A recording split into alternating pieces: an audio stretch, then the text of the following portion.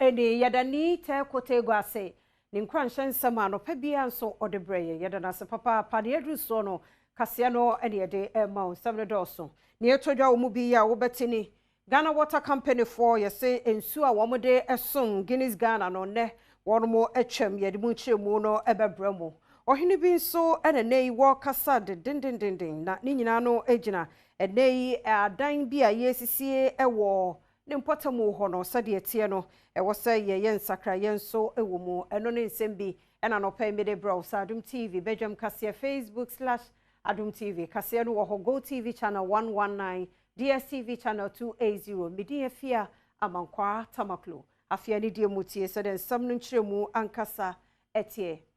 Ghana Water Company Limited say enensu a womo edison Guinness Ghana Breweries Limited no wono mo atwam ni nyina ne say Guinness Ghana Breweries for the 6.7 million Ghana cedi Adom TV kase etwaso diamato no eso but yen Ghana Water Company for no ye Guinness our contract na ye ni PLC's for so contract na PLC dey ba ne say they are ewom say ye de omubisa ye nsusu a epese eton it is when epese eton no na ye sika sem so ne da ka ho e de sika sem ka ho a then sika sem ka ho a na omde ye tariff no ama omo a ye supply mu nsuo no it no enye yen na ye ma industry players no ana say omo a omo yusu ye nsuo no e PLC for ma mo tariff it Guinness for one ba so mo ntua enti e ba asi ya na se ba be discontinue ne ya for so mo se mo tua enti se odi e ka na wa metua yen ye ba ne be disconnect o ye de ndie ye ma any time frame every day bia no mobilization ye ba ne do odi e ka ne disconnect o enti de ba ne say Guinness odi e ka as at May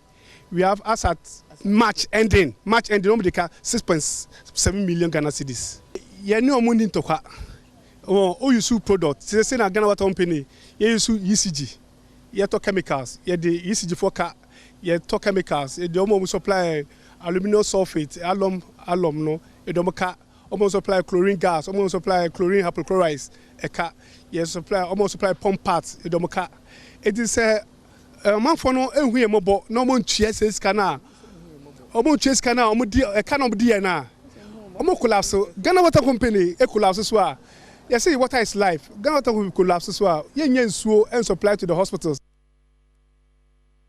enti wasansem we mo no Ghana Guinness Breweries for so edwanu di sam aba wo mo chem so wo kwaro wo do masam akoto ye PUR simpenfo anim ewo wo mo bills no eho tianya se wo mo de Ghana Water for eka itisansam no wo mo so de eno no mayento akase no so na yenko yensam foforo mo manhina wo nchomro traditional area ye ewo ti mantemu na obrempon Kenya wotoso mienu ese nei ke Crachin Chumru District Assembly no one more ewe se adan esie no one more enjichemu ye obidie nkodi obidie mu na de human so aba de kasa ne to aso ne Adom TV edin komoi district capital fire service lorry wo hodum akwa na kro num kra layout maka bere benya district premier besin na layout bia ni ho ndi fire service no aso ejeto kro mba bia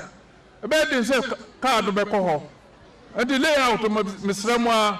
monye Kanye Street ukwa bia street be na kwa bia na zo mo Kanye Street Kofi Street ukwa cheneria Kofi Street eso edan ho na bo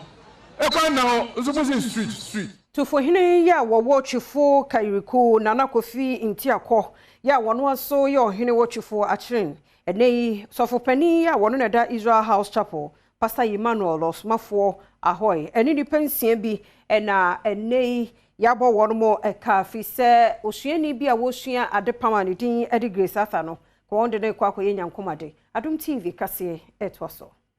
Nam we dwume me apam obi atare ene ya madam se me mfa nkoma niura nti me bae na me beto me madam nua ba akwa ye friend Nicholas ena madam ka kire me se ni nua Padmon se me meye ade wo edwume ma no nti metina ne moto no so ne ye koi ekwan so no boy ni bisa me se maame webu wonsa me se mpa acho da bi ana wonyem me sem pa cho daabi yedu adwumem ho no e na odi mi twem na mka se bla enya na mo se me be ya de we adwumem mam no e ba ne san na wodi mi twem boy ne se me menye di na mentena moto ne so nti odi me cross for so main road ya tra nursing training e ko branche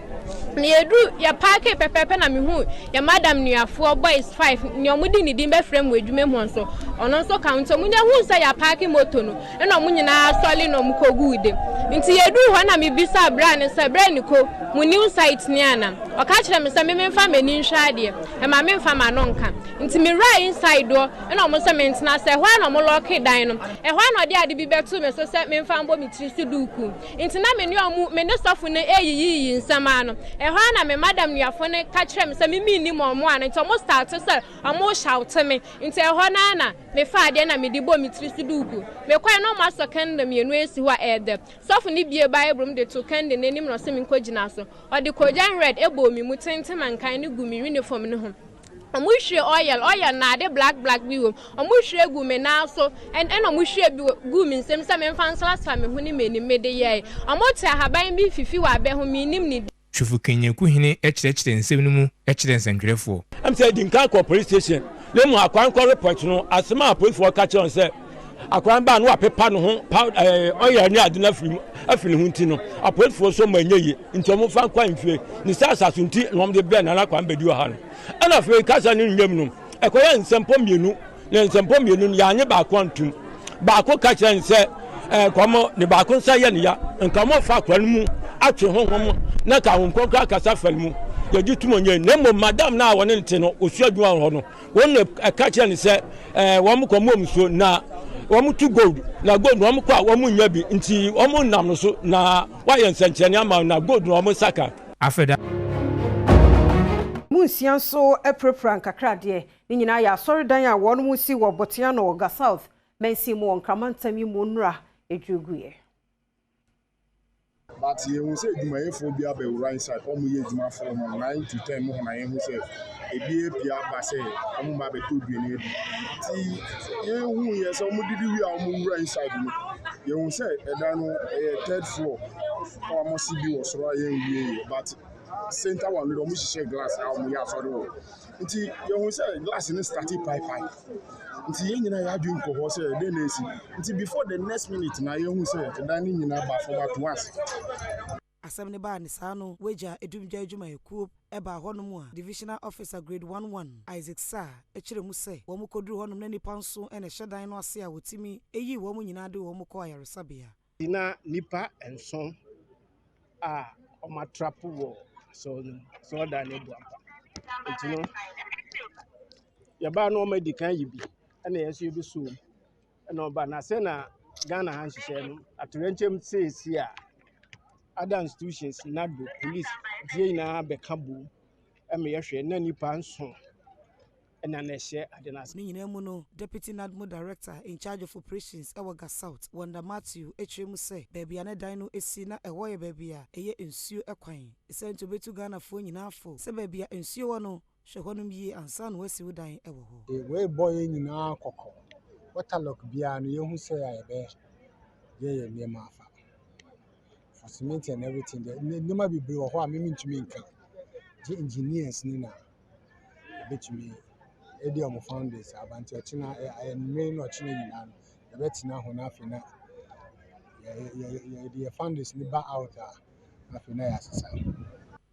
Ebrasa asemisi ye the word in action church asori no mpanimfo eden krata beto abonten ya wo mo kyerese de yesi ni won adwiri wo mo pa eye wo mo awerho ne senti abusua won ma de hye kɔhye dan yase nyina no omo wo mo kose na woni mpanimfo ene atorenche bedwumayefo nyina eka bomu a wo hye de obetimi aye sebe ya wo mo da yaresabea no ho ebeto wo mo afei wosan so eda na no adwumayeko no ase se asem ni si ye oye ntem ebepi ho no mo a wotimi agi omanfo enkwa na afei so osan so da omanfo a wode empaibo eta wo mo achi esan so eso wo mo asene wo bra saa senkasie yi ato wo mo enti wosan sem we mu no engineering council for te abedwokuo se wonye nhwehwemu mfa nansan obete na dan adwiraguo wo se ben nafo akakra ni wo mu ha wani kura no a story buildings ben 90 won atimi adwiraguo ya enu nti ehu behia se wo se wɔn yɛ hwehwɛmu de ɛfa ho Adom TV kaseɛ ne panin edi nkɔmɔ. Ohia bre tiawe be say na wɔtwe miensa ɛdan akɛseɛ enum na abubu agu fam we yɛ bra FK BNC o ɛnoa gyina hɔ ɛnoa ni weight I explain the self weight and ɔnoa ni weight no na abu agu have been bebre because said dan yɛ dan a yɛnim die mu no say architects ni design yɛ engineers na yɛ structures no because okay structures structures as engineers and structural designs no quantities of years almost normal assessing the materials and the materials engineers and so materials components no and quantities and forms the cost components and so normal see that so you all any both professionals in back together normal designing be normal so as see na dan no buagua na e hadwin ba ni pese you hu no say so I am pass a dan akese tete say na engineers ka ho no designing ya na architects ka ho bia na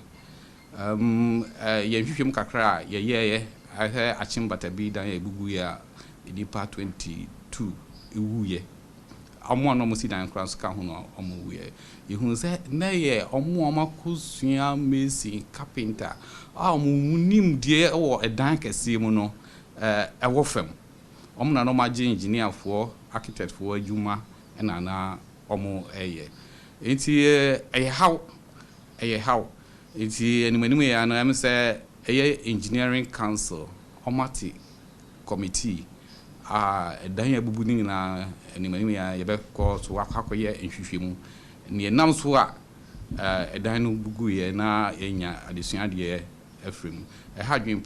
Can you imagine a dan institution to say University of Development Studies Musi dan na Juregu? I mean, I'm more development directorate. On our course development directorate, no, so I'm more engineers, I'm more architects, I'm more quantity surveyors. All the professionals are there.